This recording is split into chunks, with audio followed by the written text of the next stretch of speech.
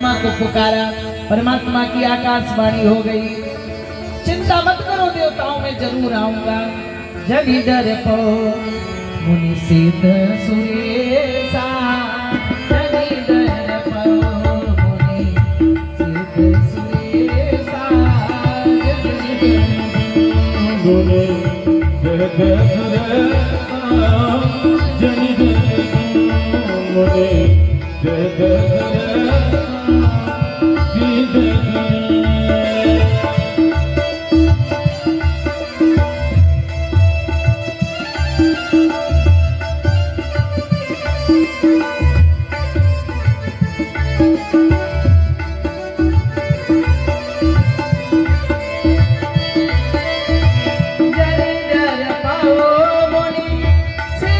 सुरेशा।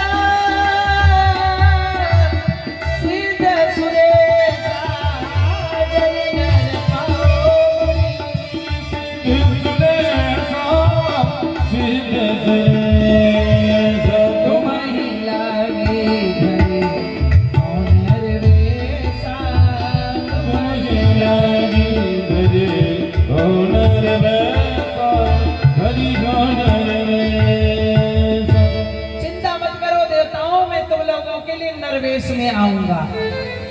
आश्चर्य हो रहा है, जो परमात्मा कभी कछुआ बनकर आए, कभी मछली बनकर आए, कभी बारह बनकर आए, वो परमात्मा कह रहे हैं कि मैं नरवेश में आऊंगा। क्यों? क्योंकि परमात्मा को ब्रह्मा की वाणी सिद्ध करनी थी। जब रावण, कुंभकर्ण और विभीषण तीनों भाइयों ने तपस्या की और तीनों भाइयों की तपस्या से ब्रह्मा जी प्रसन्न हो गए। ब्रह्मा जी प्रसन्न होकर के बोले वरदान मांगो। सबसे पहले कुंभकर्ण को देखा, पहाड़ जैसा शरीर, परिकरों से पूछा भैया ये खाता पीता क्या है? बोले ये ब्रेकफास्ट में 25 लाख भैंसा खाता है, 50 लाख घड़े की शराब पीता है, और लंच में बोले लंच में 1 करोड़ घड़े की शराब पीता है और 50 लाख भैंसा खाता है। ब्रह्मा जी ने सोचा ये क्या क्या खाता है? कहूं महिष, मानुष, धेनु, खर, अज, ऐसी से संसार बना है। तो जब ये सबको खा लेगा, चौपट कर देगा, तो संसार तो उजड़ जाएगा। तो ब्रह्मा जी ने शारदा मैया से निवेदन किया, देवी जी जरा आप कुछ कृपा तो करो, आपकी कृपा होगी तभी काम बनेगा। क्योंकि ये मांगने वाला था इंद्रासन, इंद्र के आसन में बैठो और खाना पीना यही खाओ। जब शारदा मैया ने कृपा किया, शारदा मैया से जब निवेदन किया तो कहा चिंता मत करिए, कुंभकर्ण की बुद्धि को फेर दिया। मांगने वाला था इंद्रासन, जब मैया ने बुद्धि फेर लिया तो कुंभकर्ण ने मांगा निद्रासन दीजिए, निद्रासन दीजिए, निद्रासन दीजिए। ब्रह्मा जी जल्दी जल्दी बोले एवमस्तु एवमस्तु एवमस्तु। रावण दौड़ कर आया, जगत पिता मेरे भाई का जीवन तो बेकार हो गया, इस धरती पर जन्म लेकर आया, बैठकर तपस्या में लग गया और तपस्या करके जाएगा तो सो जाएगा, संसार का आनंद नहीं ले पाएगा, संसार क्या है जानेगा ही नहीं, इसलिए कृपा करो। जब रावण खूब रोया, गिड़गिड़ाया, तो रावण की प्रार्थना करने पर ब्रह्मा जी ने 1 दिन का समय दिया। बोले 6 महीना सोएगा, 1 दिन जागेगा। बारी आई विभीषण की, गया वो विभीषण पास पुनि, कहे वो पुत्र बर मांग, ही मांगे वो भगवंत पद, कमल यमल अनुराग। नंबर 3 रावण की बारी आई। रावण ने कहा ऐसा वरदान दीजिए कि हम काहू के मरे न मारे। ब्रह्मा जी ने कहा असंभव, वरदान वापस लो। कहा ना, अगर आप वरदान नहीं दोगे तो फिर तपस्या करूंगा। बोले हम काहू के मरे न मारे। बोले ऐसा हो ही नहीं सकता। कहा नहीं मुझे वही चाहिए, हम काहू के मरे न मारे। ब्रह्मा जी ने कहा यार जब मैं खुद मरता हूं तो न मरने वाला वरदान तुम्हें कहां से दे दूंगा? बोलो जातस्य ध्रुवम मृत्यु ध्रुवम जन्म मृतस्य च। जिसका जन्म लेना सुनिश्चित है उसका मरना भी सुनिश्चित है। तो रावण ने कहा अगर मुझे मरना है तो मैं साधारण लोगों से नहीं, वो ब्रह्म नर बनकर आए मुझे मारे तब मैं मरूं। परमात्मा ने कहा चिंता मत करो, मैं ही नर हूँ, मैं ही मानव हूँ। जनि डरपौ मुनि सिद्ध सुरेशा, तुम्हें लाग धरी हो नरवेशा। अनसन सहित मनुज अवतारा, ली हो दिन कर वंश उदारा। परमात्मा ने आश्वासन दे दिया। ब्रह्मा जी ने कहा देवताओं अब तुम लोग क्या करोगे?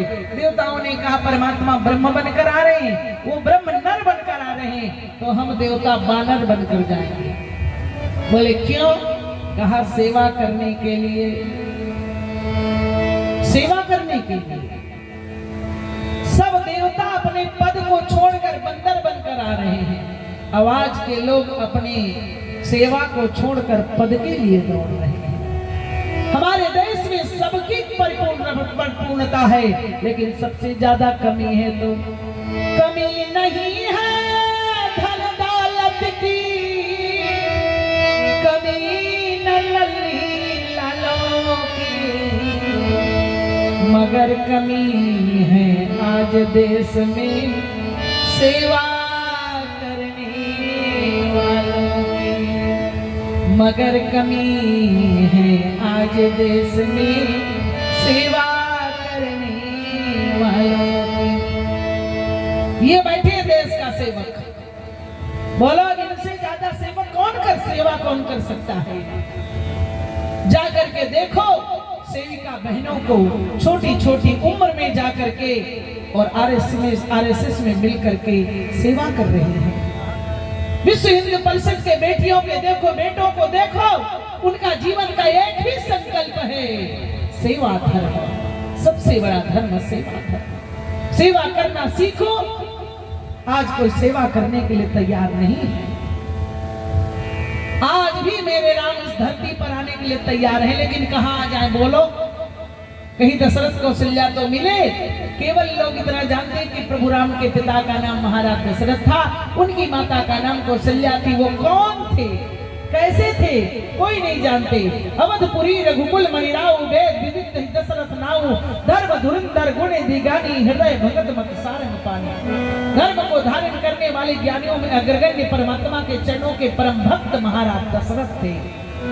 और महारानी कौशल्या कैसी थी माताओं? तुम्हारी जैसी माँ थी जिसने राम जैसा बेटा जन्म दिया।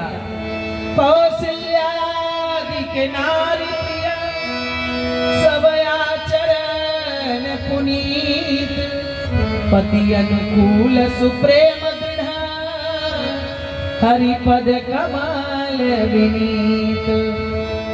कौशल्या कैसी थी? पति अनुकूल, परमात्मा के चरणों के परम भक्त, पति की आज्ञा कारिणी, पक्का प्रेम, हरिपद कमल विनीत, पुनीत आचरण वाली थी। ऐसी माँ के गोद में राम जैसा बेटा जन्म लेकर आता है। बोलो, वो माता है। माता तुम साधारण नहीं हो, तुम साधारण माँ नहीं हो। अपने अंदर की शक्ति को पहचानो, अपने अंदर की ममता को जानो। हे भारत की जननी, तुमने कभी सोचा तुम्हारी कोख साधारण नहीं है? तुम अपने अंदर की ममता को जगाओ, अपने अंदर के संस्कार को निकालो। तुम कौन हो?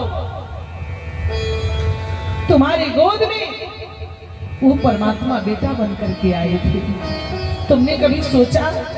मैं आप सब लोगों से निवेदन करूं, ये तुम्हारी कोख राम और कृष्ण जैसे प्रभुओं को जन्म देने वाली कोख, भीम अर्जुन जैसे बहादुरों को जन्म देने वाली कोख, हरिश्चंद्र अम्बरीश जैसे दानियों को जन्म देने वाली कोख, ध्रुव प्रहलाद जैसे भक्तों को जन्म देने वाली कोख, सीता अनसुईया जैसे सतियों को जन्म देने वाली कोख, रामकृष्ण परमहंस विवेकानंद जैसे संतों को जन्म देने वाली कोख, महाराणा प्रताप जैसे वीरों को जन्म देने वाली कोख, रानी लक्ष्मीबाई जैसे वीरांगनाओं को जन्म देने वाली कोख। तुम्हारी कोख की महिमा है जो यहाँ हनुमान जी महाराज के चरणों में भगवान की कथा करा करके जन जन का कल्याण किया। धन्यवाद के पात्र है वो बेटा जिन्होंने यहाँ पर कथा कराई। तुम्हारी कोख की महिमा है। तुम्हारी कोख साधारण नहीं है। अपनी कोख की महिमा को जानो। तुम चाहो तो तुम संत के घर में राक्षस को जन्म दे सकती हो, और तुम चाहो तो राक्षस के घर में संत को जन्म दे सकती हो। तुम्हारी जैसी माँ थी, कैकसी जिन्होंने विश्वस्त्रवा महात्मा के घर रावण जैसे पापी को जन्म दे दिया। तुम्हारी जैसी माँ थी कयाधु जिन्होंने हिरण्यकश्यप जैसे पापी के घर भक्त प्रहलाद को जन्म दे दिया। ये तुम्हारी महिमा है। तुम्हारी कोख को मैं कुम्हार कह दूं या फिर रंगरेज कह दूं। रंगरेज को केवल सफेद कपड़ा दिया जाता है, जैसा रंग चाहो वैसा रंग चढ़ा देता है। तुम चाहो तो भगवा चढ़ा दो, तुम चाहो जैसा रंग चाहो तुम चढ़ा सकती हो माताओं। तुम्हारा साधारण कोई तुम्हारे पास शक्ति नहीं है। बारे भारत की जननी, धन्यवाद है तुम्हारे कोख को। कभी माने भगवान को कोख में पाला तो कभी माने भक्त को कोख में पाला, लेकिन धन्य है भारत की जननी परम भगवती माता उत्तरा जिन्होंने एक साथ भक्त और भगवान दोनों को अपने कोख में पाला। ये है तुम्हारी गर्भ की महिमा। इसलिए माताओं, कुम्हार को केवल मिट्टी दी जाती है, उस मिट्टी से वो चाहे तो दीपक बना देता है, घड़ा बना देता है, कलसा बना देता है, मिट्टी की मूर्ति भी बना देता है। उस मिट्टी की मूर्ति में अगर साधक ने साधना किया, भक्ति किया, तो भक्त उस मिट्टी की मूर्ति से भगवान को प्रकट कर देता है। ये तुम्हारी बनाई हुई मिट्टी है, तुम साधारण मां नहीं हो। लेकिन क्या कहूं, आज बाह है आज की पढ़ाई। हम पढ़ाई के खिलाफ नहीं हैं, लेकिन इतना जरूर कहूंगी कि आज क्या हमारे देश में हिंदुओं का विद्यालय इंग्लिश मीडियम नहीं है? बोलो, है ना? लेकिन नहीं, वहां नहीं पढ़ाएंगे, हम क्रिश्चियन विद्यालय में पढ़ाएंगे। हम क्रिश्चियन विद्यालय में पढ़ाएंगे, यहाँ क्यों पढ़ाए हैं? फिर रोती फिरती हो। अभी तुम्हारा बेटा रीवा में पढ़ा, फिर रीवा के बाद दिल्ली चला गया, फिर अमेरिका चला गया, वहीं से लव मैरिज करके देवी जी लेकर के चले आए, फिर सिर पटक कर रोती हो। संस्कार तुमने दिया है, तुमने संस्कार दिया है। आज के बच्चों से पूछो, दशहरा क्यों मनाया जाता है, दीपावली क्यों मनाया जाता है, रक्षाबंधन का त्योहार क्यों आता है, होली क्यों मनाया जाता है? नहीं पता है बच्चों को। केवल एक डेट मालूम है सबको, क्रिसमस डे कब आता है सबको मालूम है। संस्कार तुमने दिया है। इसलिए माता, तुम अपनी गर्भ को, अपने बच्चों को संस्कार दो। जब पहले माताएं गर्भवती होती थी तो बड़े बुजुर्ग कहते, बेटी गीता पढ़ो, रामायण पढ़ो, भागवत पढ़ो, देवी देवताओं की पूजा करो, सास ससुर की आज्ञा मानो, ताकि तुम्हारे संतान भी सपूत पैदा हो, संस्कारवान हो। यही कहते थे। अब डॉक्टर के पास गई गर्भवती अवस्था में, डॉक्टर ने बेड रेस्ट बता दिया। बेड में लेटी है, हाथ में रिमोट लिए हैं, टीवी देख रहे। अब तो टीवी की भी आवश्यकता नहीं, मोबाइल हाथ में लिए हैं, टीवी देख रहे, मोबाइल देख रहे। यो छुरा चला, यो गोली चली, यो लाठी चली, तो बच्चा गोली चलाएगा पैदा होकर के कि भागवत वांचेगा? बोल, तुम लोग कहोगे बच्चा क्या जाने, वो तो गर्भ का बच्चा है। हम क्या करते हैं बाहर, उसे क्या पता है?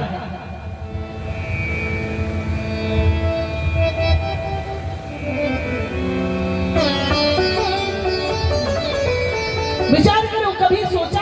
नहीं सोचा कभी।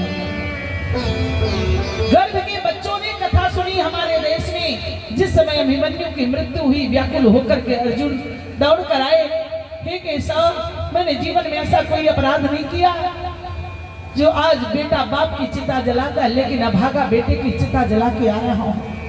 किसने मेरे अभिमन्यु को मारा बता दो, उसका सिर काटकर सुभद्रा को अर्पित कर दो। मत पूछो अर्जुन, कन्हैया बताना पड़ेगा। द्वारिका नाथ क्या सुनो, जानना चाहते हो?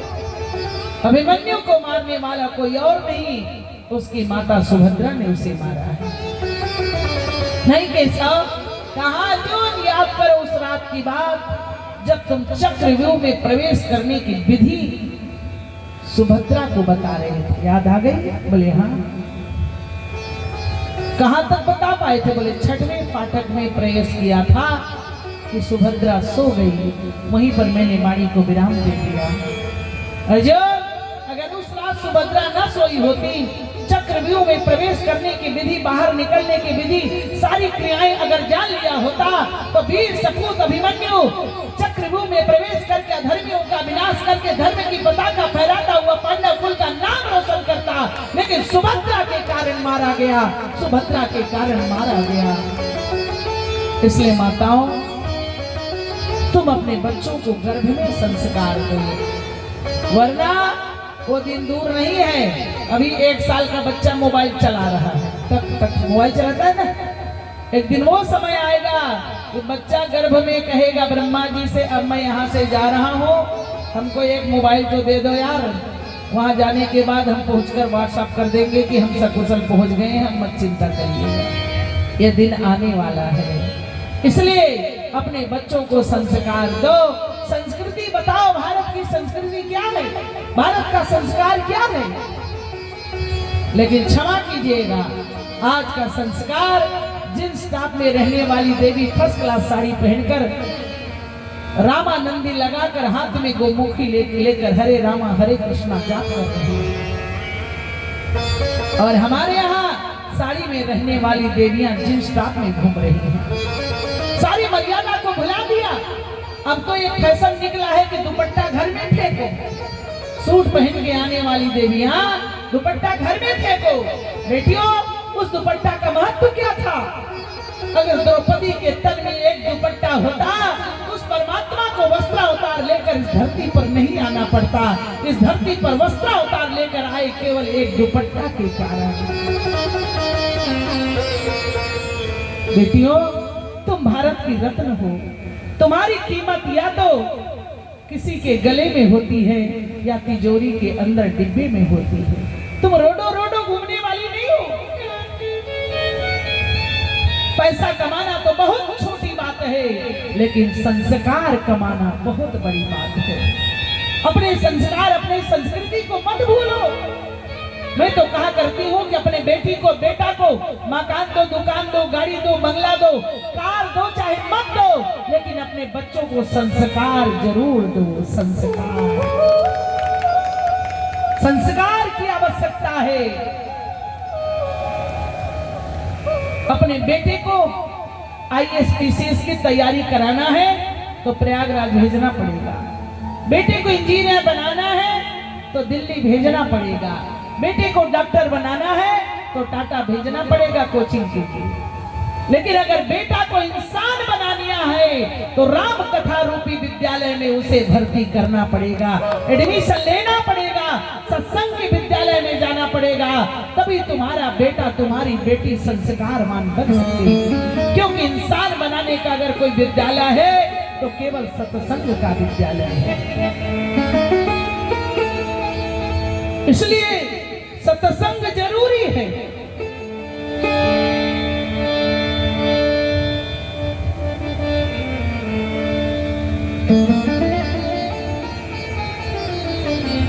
अर्पित पीड़िया उर्फ कुंवर आर्यन पीड़िया। अच्छा, आर्यन पीड़िया। आर्यन पीड़िया उर्फ कुंवर बाल भारती रीमा श्रीमद् भागवत गीता पाठ अध्याय 1 से 5 एवं शिव तांडव स्तोत्र छोटा सा बालक आप लोगों को कथा के विश्राम में सुनाएंगे।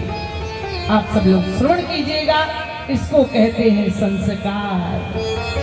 आज बेटा और बेटी, मैं आप लोगों से पूछूं, बढ़ता हुआ अत्याचार, दुराचार, पापाचार, अनाचार को न तो शासन रोक सकता है, न प्रशासन रोक सकता है। अगर रोक सकता है तो तुम्हारा संस्कार रोक सकता है। इसलिए संस्कार दो अपने बच्चों को। जिस गांव में, जिस नगर में, जिस शहर में तुम्हारी बेटी ब्याह कर चली जाए, जिस गांव से, जिस नगर से, जिस शहर से तुम्हारा बेटा निकल जाए, वहां के लोगों के मुंह से बरबस निकल पड़े, बोलते पितु मातो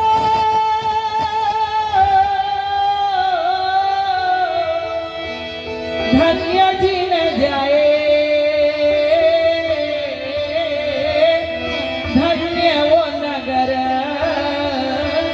जहां पे आए। ये हमारा संस्कार होना चाहिए अपने बच्चों को।